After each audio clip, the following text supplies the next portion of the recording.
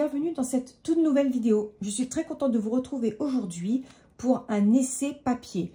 Alors, en fait, cette vidéo fait suite à un achat que j'ai fait hier, donc de ce papier qui s'appelle Paint On Multitechnique Mix Media. En fait, j'en ai beaucoup entendu parler sur les chaînes de colorieuses, tout simplement, mais je n'avais jamais vraiment vu d'essai. Donc, je ne sais pas du tout ce que valait ce papier et j'ai dû y aller à l'aveugle. Donc, si ça peut éviter à certains d'entre vous d'y aller à l'aveugle et de savoir à quoi s'attendre quand ils vont acheter un papier, eh bien, déjà, ce sera ça de gagner. Donc, j'ai eu de très bonnes surprises, des surprises un peu moins bonnes, mais je vais vous montrer ça au fur et à mesure. Vous voyez, autour de moi, j'ai mis tout le matériel que je souhaite tester. Je me suis dit que ce serait intéressant justement de voir un petit peu tout ça. Donc, ici, sur la gauche, j'ai des Neocolor 2, donc tout ce qui est technique mouillée, des abrèges Dürer, des Inktense et de l'aquarelle Cotman. En face de moi, j'ai des feutres à alcool, parce que je sais que beaucoup d'entre vous utilisent également les feutres à alcool en sous-couche. De ce côté-là, j'ai des feutres à eau, ce sont les Crayola Super Tips. J'ai également des Artistro, donc des marqueurs acryliques. Et bien sûr, les crayons de couleur classiques parce que c'est ce qui nous intéresse aussi très souvent. Donc, comme crayon de couleur, j'ai pris les gammes suivantes. Prismacolor, Polychromos. Je vais prendre également quelques luminances. Et j'ai pris également des crayons pastels. Donc, dans les crayons pastels, j'ai deux gammes. Ce sont les Stabilo Carbotello et les Pastel Pit de Faber-Castell. Donc, on va essayer tout ça sur le papier et je vous donnerai ensuite mon avis. J'ai acheté le bloc Pantone Mix Media en format A4. Déjà, ce que je remarque, c'est qu'il est à 250 grammes. Donc, 250 grammes pour une épaisseur de papier, c'est excellent. Et normalement, ça devrait bien supporter l'eau, par exemple. Il y a 40 pages à l'intérieur. Moi, ici, à La Réunion, je l'ai payé 12,50 €. Je ne sais pas trop combien ça coûte ailleurs. Donc, dites-le moi, ça m'intéresse de le savoir d'ailleurs, pour voir un petit peu la différence entre ici et dans les autres pays. Donc, on va ouvrir ce bloc. Alors, le voilà, on va le mettre comme ça. Non, là, ça, je vais le mettre plutôt comme ceci. Voilà. Bon, déjà, on voit que le papier est quand même bien blanc. Je suis désolée, il y a des ombres un tout petit peu. C'est dû à ma fenêtre, là, qui est juste sur la gauche. D'ailleurs, on la voit sur la table. Donc, ça projette un peu une ombre. J'espère que ça ne vous empêchera pas de bien voir. De toute façon, je ferai des zooms, des gros plans à certains moments au montage pour que vous puissiez bien voir le rendu sur le papier. Je vais donc commencer. Alors, la texture du papier, déjà en elle-même, c'est assez soyeux. Mais visuellement, on voit qu'il y a un petit grain. Donc, à voir ce que ça va donner avec le crayon de couleur par-dessus. En tout cas, il est soyeux. Il est bien épais. A priori, je trouve qu'il est pas mal. Déjà visuellement et au toucher. Je vais commencer par l'aquarelle parce que c'est une technique que j'adore. Donc, on va commencer par l'aquarelle.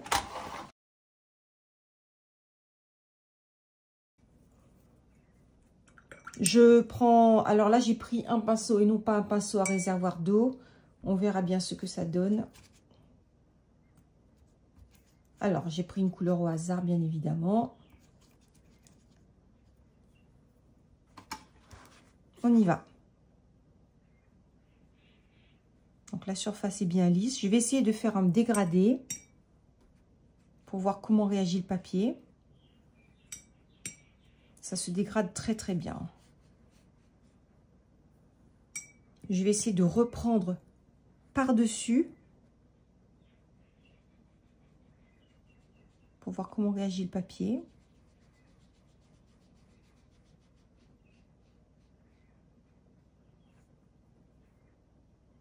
Bon, a priori, ça se passe bien. Mais là, j'ai l'impression que j'ai pris un mauvais godet parce que celui-là, ce n'est pas du Cotman. Donc, je vais prendre un Cotman pour bien faire la différence.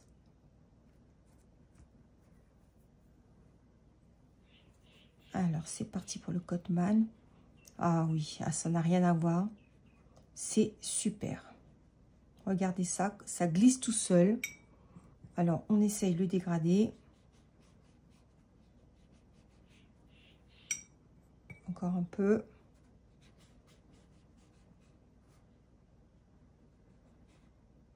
Et voilà. On s'arrête là. J'enlève le surplus. Franchement, le papier réagit vraiment très très bien. C'est tout lisse, tout net. Donc là, je vous ferai un gros plan pour que vous puissiez le voir. Ça s'étale super bien. Oups, ça s'étale vraiment très très bien. Pour le moment, la couleur reste intense. On va voir tout à l'heure s'il y a un effet buvard et si les couleurs perdent en intensité. Donc ça, c'est quand même assez important. Mais là, déjà, en tout cas, pour l'aquarelle, franchement, je suis satisfaite. Je vais voir à l'arrière comment ça réagit. Donc, il n'y a rien qui traverse. Alors, avec un tout petit peu d'eau, là, comme je viens de le faire, visiblement, ça ne gondole pas trop. Bon, la surface est petite aussi. Mais moi, je trouve que le papier tient bien. Maintenant, nous allons essayer la même chose avec les Inktense. Alors, je vais beaucoup appuyer pour voir s'il reste des traces dans le papier. Et un peu moins appuyer de l'autre côté. J'ai pris deux couleurs, une couleur un peu plus sombre et une plus claire pour qu'on puisse voir comment réagit le grain du papier en dessous. Et une plus claire. Donc c'est parti.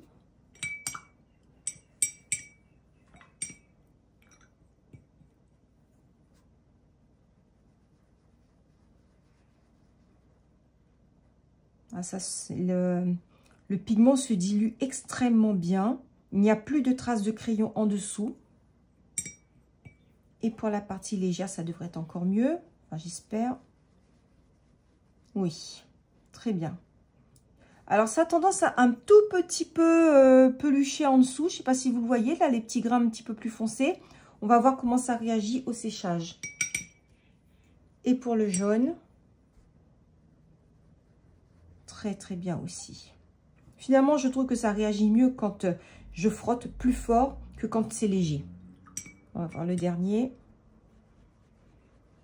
Très bien. Parfait même, je dirais. Alors, les Inktense, ça fonctionne vraiment très, très bien. Par contre, ce que j'ai oublié de faire, c'est de noter. Donc, on va mettre... Alors, ça, c'était de l'aquarelle, mais je ne sais pas quelle marque. Là, c'était du Cotman. Ici, les Inktense.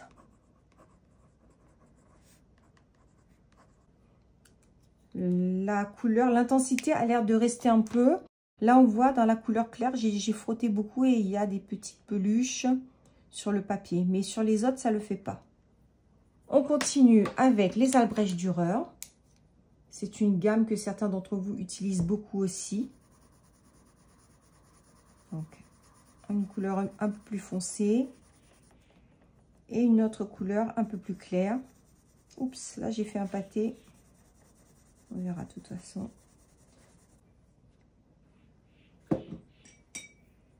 Alors, la couleur foncée. Oui. Oui, le pigment se dilue extrêmement bien. Il n'y a pas de souci. Et la couleur claire. Bon, là où j'ai fait une petite bavure, là, ça a l'air de ne pas vouloir partir. Donc, je ne vais pas insister parce que j'ai peur que le papier, après, ne se déchire un tout petit peu. Donc là, c'est un petit point faible, on va dire, quand même, sur ce papier. Donc là, on a les Albrecht Dürer. Et enfin, le dernier média qu'on va utiliser, ce sont les Neocolor 2. J'appuie un peu quand même.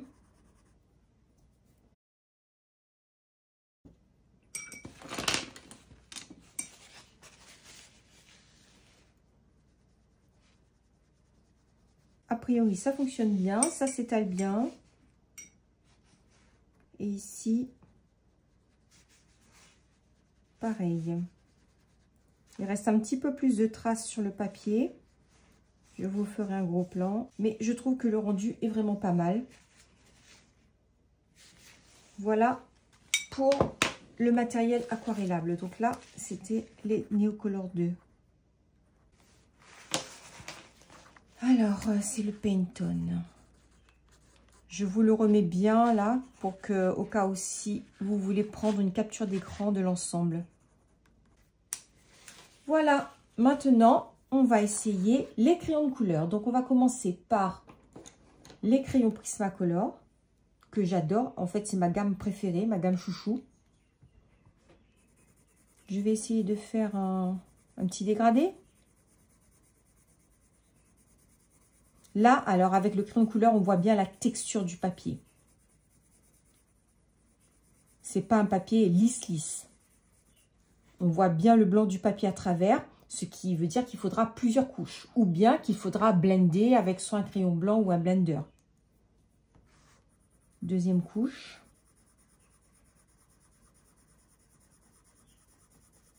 Le crayon glisse bien, là-dessus, il n'y a pas de problème.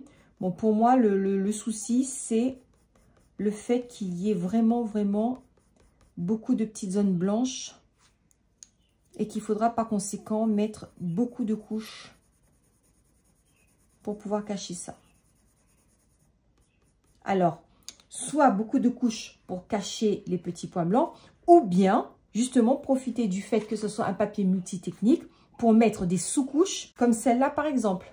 Alors, des sous-couches aquarellables, mais également des sous-couches de feutre alcool ou eau. Donc, on verra pour l'eau tout à l'heure si c'est possible. Donc, voilà pour les Prismacolor.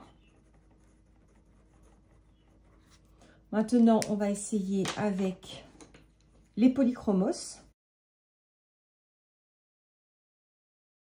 Alors, je trouve que les Polychromos, ce ne sont pas mes crayons favoris. Mais là, sur ce papier-là, je trouve qu'il est très agréable. Ça glisse tout seul, la couleur est assez intense. Pas mal du tout. Mais bon, comme vous pouvez le voir, toujours la même chose avec les petits points blancs du papier, parce que le papier est très texturé.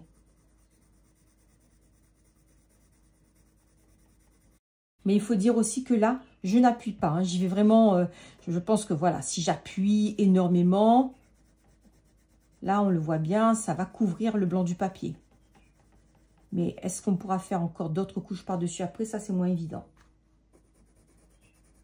Là, j'appuie vraiment au max.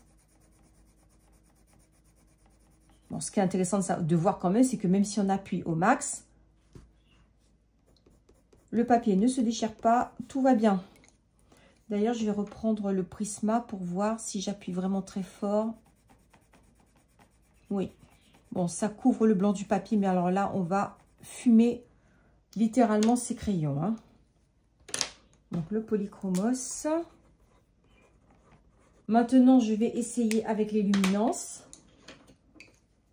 Donc, j'ai pris 2 luminances vert. Ah non, celui-là, c'est un marron et un vert. Ouh là là. Je n'aime pas du tout le bruit que ça fait. Pour les dents, c'est presque insupportable. Enfin bon. On est tous différents. Moi, je sais que par exemple, une sucette avec un bâton, je ne peux pas. Justement à cause de ce bruit-là. Dans les livres de coloriage, on n'a pas ce bruit. Mais sur ce papier, oui.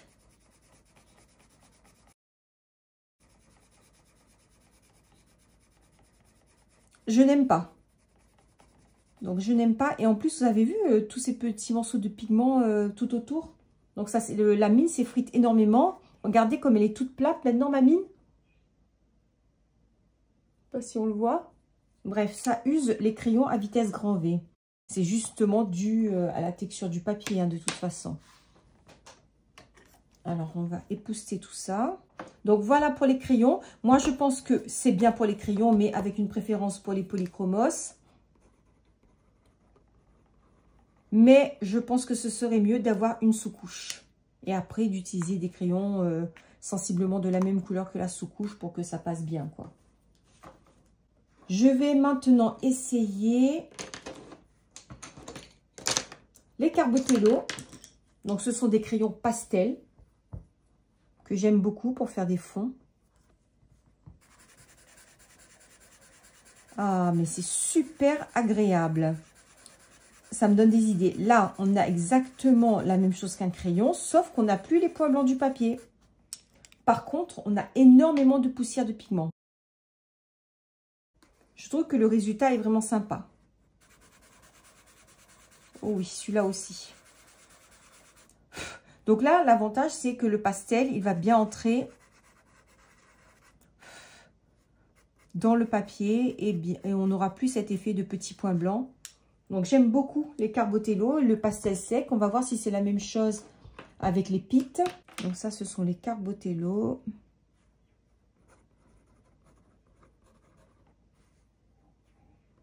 Je les utilise pas très souvent dans mes livres parce qu'il y a beaucoup de poudre de pigments et je trouve que c'est salissant, quoi. Mais bon, mais ils sont vraiment sympas. Et maintenant, les pastel pites. Oui, alors là, le bruit, pareil, hein, un petit peu insupportable pour moi. Par contre, comme pour les Carbotello, ça recouvre assez bien le papier, mais peut-être un peu moins. Un petit peu moins que les Carbotello. Je vais essayer avec le orange.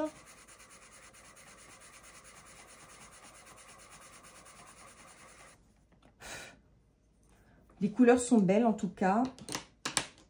Ça glisse facilement, à part ce bruit, moi, que je n'aime pas. Et ça recouvre bien le papier, bien mieux en tout cas que les crayons classiques. Donc moi, je trouve que ceux-là, ils sont intéressants pour faire des fonds, par exemple.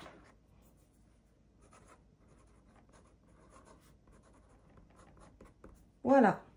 Alors, il me reste quoi à essayer? Les feutres alcool, les feutres à eau et les feutres acryliques.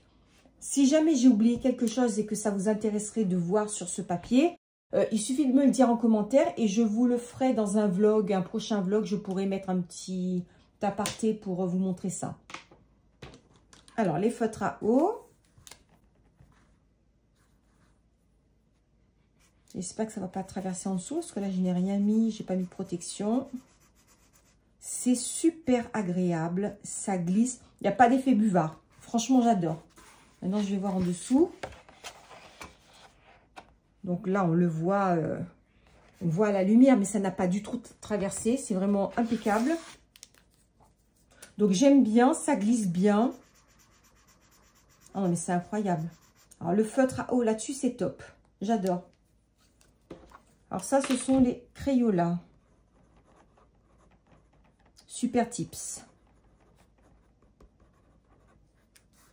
Super, ça, c'est vraiment trop, trop chouette. Si on veut imprimer, par exemple, un coloriage dans un cute, vous savez, les petits livres cute, comfy, etc., où on utilise des feutres à eau et des feutres à alcool, je pense que ce papier-là, rien que pour les feutres à eau déjà, c'est bien.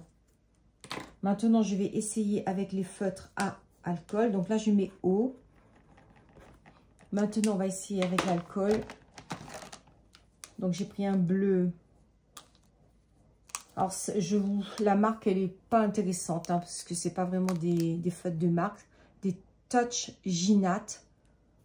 Bon, j'ai acheté ça, je crois, sur AliExpress. Là, je prends un très gros risque, hein, parce que je n'ai pas mis de papier en dessous. Voilà, donc là, on voit que ça traverse un peu, mais pas tant que ça. Pas tant que ça. Il n'y a pas l'effet buvard à 100% comme certains types de papier. Mais vu que ça traverse quand même un tout petit peu, il faudra quand même mettre une protection sur la page du dessous. Mais je trouve que c'est pas si mal. Donc, oui, je valide, comme on dit. Et pour l'orange, ça part tout seul, hein. Et sans démarcation si on s'y prend bien. Bon, là, évidemment, j'ai quelques petites démarcations parce que j'ai fait des hachures juxtaposées. Mais après, quand j'y suis allée d'un seul tenant, là, c'est impeccable. C'est tout lisse, tout doux. Ça marche très, très bien. Je regarde derrière. Ben, comme pour le bleu, ça n'a pas traversé à 100%. Mais il y en a quand même un tout petit peu. Donc, il faudra protéger sa page du dessous. Mais vous voyez, hein, là, je n'ai pas protégé et il n'y a rien du tout. Mais bon, on ne sait jamais. Ça, ce sont les feutres à alcool.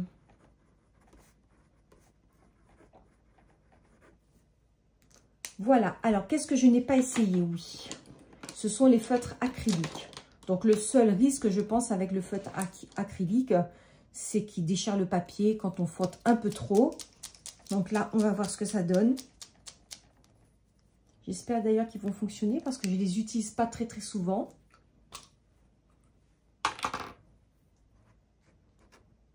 Oui. Alors, vous voyez là, c'est parti. On va faire descendre un petit peu la peinture. Oui, bon, là, je pense que le problème, c'est mon feutre, hein, pas du tout le papier, parce que ça gratte un peu. Ça gratte un peu et je trouve que ça a tendance à arracher un tout petit peu le papier. Là, déjà, j'ai 2 petits points là où ça ne va pas.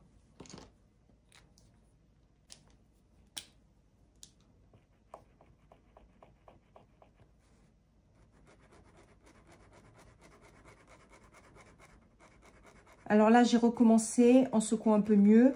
Mais malgré tout, je trouve que ça accroche le papier. Donc, avec les feutres acryliques, là, j'avoue que j'ai un petit doute.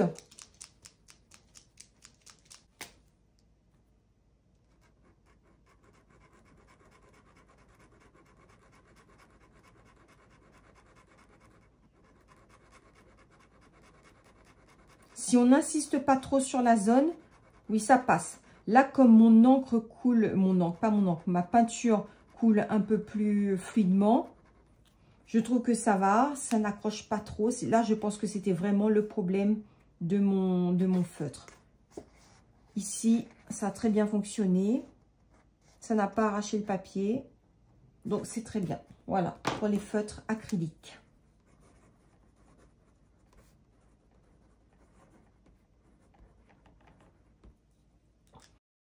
Alors, pour résumer, moi, j'adore ce papier, en particulier pour tout ce qui concerne l'aquarelle, le matériel aquarellable.